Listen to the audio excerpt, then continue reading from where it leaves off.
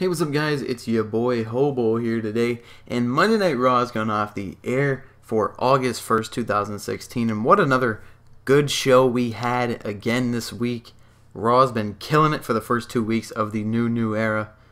And let's just start off from the top. They start off with a last week on Raw segment, just showcasing everything that happened. Then we get a Sasha Banks promo. She's talking about Charlotte and whatnot. And Charlotte comes out and interrupts her. They get into a little verbal confrontation. Then Jericho comes out. I underlined it in bold because I love Chris Jericho. He cuts a promo against Sasha, and he's talking with Charlotte. And also, just a little backtrack. Sasha and Charlotte had some really good dialogue. I don't know if it was written for them or what, but it was really good. And hunt out that promo if you can, because it was really good. I enjoyed it. And then Enzo Amore comes out alone, and Enzo cuts the best promos in the WWE right now, I think, maybe. And he's cutting promos on Jericho and Charlotte, and he's hitting on Sasha Banks. Really fun segment, I thought. I said hilarious promo in my notes. Mick Foley comes out, and he makes a mixed tag team match for right now. We come back from commercial, and Kevin Owens is on commentary, and I feel like they're going to start a promo with Enzo and Kevin Owens, or a program, not a promo. But I don't know, because what do you do with Big Cass at SummerSlam? Who knows? I don't know. Who knows? I still don't know. Oh, Big Cass and Enzo versus Jericho and Kevin Owens? Oh, that's a throwaway match, though. I really don't think that match is big enough for SummerSlam. Whatever. But, yeah, so it's Jericho and Charlotte versus Sasha and Enzo. Jericho and Charlotte pick up the win, actually, in this match. I think there was distraction by Dana Brooke, and Sasha got pinned, I believe, by Charlotte off of the, what's it called, natural selection. And then, Jericho rolls in the ring, turns Enzo around, drops him with a code breaker. Your boy, Big Cass, comes out of nowhere, and he scares away Jericho. So Charlotte, Jericho, and Dana Brooke are all running up the ramp, and Big Cass, Enzo, and Sasha are in the ring. Maybe that's the match, actually. It's gonna, like, no, that doesn't make sense. There's two women on the one team. Duh. Oh, wait, it could be Charlotte, Jericho, and Owens, KO, versus Big Cass and Enzo and Sasha. Oh, I really don't want to see either of those two matches. Alright, whatever. So next time we get a Braun Strowman squash match against Evan Anderholm. And he actually cut quite a funny promo. It wasn't supposed to be, but I thought it was quite funny. Byron Saxton was like, what would make you want to fight a guy like Braun Strowman? He says, well, I get $1,000 to face him, and if I win, I get $5,000. And they're talking on commentary. They're like, does he get taxes taken out? For his sake, we hope he doesn't get taxes taken out, because he's going to need all that money to pay for his hospital bills. Just good stuff. Good stuff on commentary from these three guys tonight. Then we get some backstage nonsense with Mark Henry talking to Steph and Mick about reopening the Hall of Pain. Mick Foley's like, yeah, we're gonna give you an opportunity, and you're gonna fight Rusev tonight for the United States Championship. All right, whatever. It doesn't make sense why the match is even made, because what has Mark Henry done to deserve the United States title shot? A little bit of nothing. So, but yeah, it's the Golden Truth come out next. They're doing some Pokemon Go stuff backstage, and then they are announced to have a match. We're not even told who they're going to fight until we come back from commercial break, and it's the Shining Stars. So Goldust is working the match, and Rusev, yeah, no. R-Truth is on the apron the whole time, playing Pokemon Go on his iPhone, and at one point, Goldust tries to go for the hot tag, and he lunges to get the hot tag, and R-Truth jumps out of the way because he's trying to go catch a Pokemon, and then Goldust gets beat by the Shining Stars. Don't remember if it was Primo Replico, though. I don't know. I didn't pay attention to either who. God, I can't do my English tonight. Oh, man, it's going to be a rough review. But, yeah, so Shining Stars pick up the win. And it was just a funny little comedy segment with the whole Pokemon Go stuff. I like it, though. Keep it up. Then we get a Finn in-ring promo with Michael Cole. Seth comes out. They're cutting promos back and forth on each other about how their careers are similar, so similar they've been paralleled a little bit. Seth's like, yeah, I've made a career of first, and it's going to be a first when I become... Or I think Finn Balor said that it was going to be a first when he becomes the first Universal Champion, and Rollins is talking about how nothing's ever been handed to him. He's had to work for everything in his career, and the only thing that's going to be handed to him is the Universal Championship when he beats Finn Balor at SummerSlam. I don't know. I really enjoyed this promo. I really did. These guys, unlike what... I don't know who was the ass, the WWE legend, quote-unquote. I think it was Ric Flair that said that he would not pay to see Seth Rollins versus Finn Balor. What a idiot. What an idiot. I respect Ric Flair to the moon and back, but what an idiot. What a stupid thing to say. Just stupid. And then we get the Rusev and Mark Henry match. I'm going to be completely honest with you. I know that I'm supposed to do a review here, but I did not care for this match. I was not watching. The only thing that I knew is that Rusev won. Then Rusev cut a promo after the match, talking about he is the machka of the machka. And Roman Reigns interrupts him. So Roman Reigns, instant demotion. He's got to go fight for the United States title against Rusev at SummerSlam. Oh, don't do drugs, kids. Just stay away. Stay away from drugs. No matter what it is. Don't do it. Don't do it. Even if you're like me and you get migraines that hurt you to the point where you got to go to the hospital, don't do it. Don't take drugs. Because then when you go to work the next day, you got to take a pee test. Ooh, they're going to pop you for something. Oh, no. But yeah, I even wrote on my notes, Roman gets a demotion. Because it is. He goes from the WWE Championship down to the United States Championship out of nowhere. A bit weird. Darren Young and Titus O'Neil apparently earlier in the day were talking to each other. And Titus was trying to get Darren Young fired up. He said, to be fair, you weren't even great before. So how are we going to make you great again? And they worked a match. Darren Young gets rolled up by Titus O'Neil. Titus grabs the tights. So they go backstage and Bob Backlund's in Titus O'Neil's face. And he's like, we worked so hard for this. And we worked so hard to make Darren Young great again. And Titus O'Neil, he pushed Bob Backlund to the floor. And Darren Young came out of nowhere like a house of fire and just clobbers Titus O'Neil. And he's like, you don't put your hands on my life coach.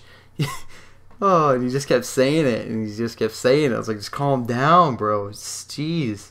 So then Sheamus goes and he's talking to Stephanie and Mick Foley about what happened with Mark Henry going and demanding a title shot. When people don't want to see Mark Henry, they want to see Sheamus, the big Irish guy. They want to see Sheamus in the ring. And then Cesaro comes out of nowhere. The dude draws a huge pop. Dude grabbed that brass ring a long time ago, but Vince McMahon, he puts more oil on that brass ring so Cesaro can't grab it, and then he keeps raising it higher and higher and higher. He does not want Cesaro to get anywhere in this business, and you can tell. Very, very sad. So Cesaro comes out of nowhere, and they're like, no. And he's like, no, Sheamus. There's thousands of people in the Cesaro section waiting to cheer for me out there. And Sheamus was like, oh, but respect the Hawk fella. And they made a match for Sheamus and Cesaro, and the winner will get a future title opportunity, which is some big news. Maybe we'll find out later which one of these guys is going to go and challenge for the tag team championships with the mystery partner, Bailey. And then right after this, we get a Nia Jax squash. Didn't even catch the lady's name that she fought. I feel bad. Did not get her name. But, yeah, Nia just killed her. So 2 weeks in a row, we get a Braun Strowman and Nia Jax squash, but This week they're switched in placement on the card. The Nia Jax squash was early, then the Braun Strowman squash was later last week. But I like these squash matches. Like I said in last week's review, I like the squash matches. It makes these guys feel like big, powerful monsters. But then when you bring in one person with a shred of credibility in these squash matches, and maybe they get a little bit of offense, just a little bit, but then these two, either Braun or Nia, just kills them. It's going to put them over huge as big-time monsters. And then we get the New Day. They cut a promo in the ring talking about how Gallows and Anderson filed a complaint, so one member of the New Day would have to be banished from ringside, and the New Day had 2 oranges and a banana in a sack. I'm not making this up. They had 2 oranges and a banana. Just think about that for a minute. Think about it. In a burlap sack. They had 2 oranges and a banana in a sack. And then they reached in, and whoever grabbed the banana had to sit out because it was the odd fruit out. And Xavier got the banana. So Xavier got banished from ringside, and it was Kofi and Big E fighting Gallows and Anderson. Good match though. Gallows and Anderson get the better of themselves. They go for 2 sweet, and Big E gets the quick victory from out of nowhere.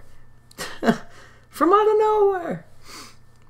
Yeah, but then Carl Anderson and Luke Gallows just go off, and they start killing the New Day. Xavier Woods comes out. He's trying to help out his buddies. They all get destroyed. Craziness. Absolutely insane. I like it, though. I like it. Put Gallows and Anderson over. Huge. Do it. Now. Then we get Sheamus and Cesaro. I like it when these two guys lock up. Big, physical, brutal matches every time they lock up. And like I said earlier, this match was for that future title shot thingy-me-jigger, and Cesaro won. I'm glad that they might finally be putting the horse behind Cesaro, or in front of him, whatever it is. I don't know. And then we get a promo immediately after. I'm not going to lie to you, I don't know what happened to lead up to this point, but Jinder Mahal and Heath Slater in the ring. And Jinder Mahal was returned to the WWE, and Jinder and Heath, they're in the ring together, and Jinder's talking about, or Heath is talking about, we're the band, baby. You can't break up the band, baby. And he's talking about how he's the best, or the hottest free agent in the company right now, baby. And Mick Foley comes out and he's like, hey, we're gonna have a match between Heath Slater and Jinder Mahal, and the winner gets a contract on Raw. And Jinder Mahal, he's backed up. He's ready to strike. He's on the other side of the ring. He's ready to beat Heath up. And he's talking. He's rambling on. The ref rings the bell. Ding, ding, ding. And Jinder Mahal just clobbers Heath Slater with, I don't know if it was a big boot or a knee, but he killed him. Pinned him. Jinder Mahal's on Raw. I don't know. I like it. I personally thought that Jinder Mahal could have had a really good run for himself, but that was 3 years ago, or 4 years ago, or 5 years ago. I don't know. But yeah, he's probably gonna get a little bit of a push and then become enhancement talent like Shelton Benjamin, which is really sad in my opinion. But I don't know personally what their plans are, if they even have any. I've gone over that before. But the next we get into the main event match of the evening: Sami Zayn versus Seth Rollins. Seth Rollins says he's going to make an example out of Sami Zayn to send a message to Finn Balor. And Sami's like, bro, that ain't going to happen. But these two guys, they had a hell of a match. I really enjoyed it. I really enjoyed this Seth Rollins Sami Zayn match. I don't know. I want to see Seth Rollins fight his fair share of matches, and I want to see Finn Balor fight his fair share. I know that Finn Balor fought 2 last week. Rollins only has 1 tonight. Finn Balor didn't have any tonight. Rollins didn't have any last week. So do you have Rollins work another match next week to kind of make up for it, get it even? Or do you have them both work matches? I don't know. I don't care, frankly. I love watching those guys in the ring regardless of what the whole shebang is around it. You could have them in there wrestling mops and it would be entertaining. More than likely anyway. But then we get the main event segment of Raw. Brock Lesnar and his advocate, Paul Heyman. Heyman still cuts a hell of a promo. We haven't seen this dude in forever, and dude cuts a hell of a promo. I love Paul Heyman, dude. He's talking about Viperville, RKOs, this, that, the other thing, and then wham, out of nowhere, RKO. I was like, whoa, blink and you miss it. Orton comes out of nowhere and lays Brock Lesnar out with an RKO. But I knew this was going to happen. I knew that they weren't going to, stay true to the brand split. I knew at some point a SmackDown superstar would show up on Raw, or a Raw superstar would show up on SmackDown. And I understand why they have to do it for this, but they did it to themselves by putting Orton and Brock on separate shows.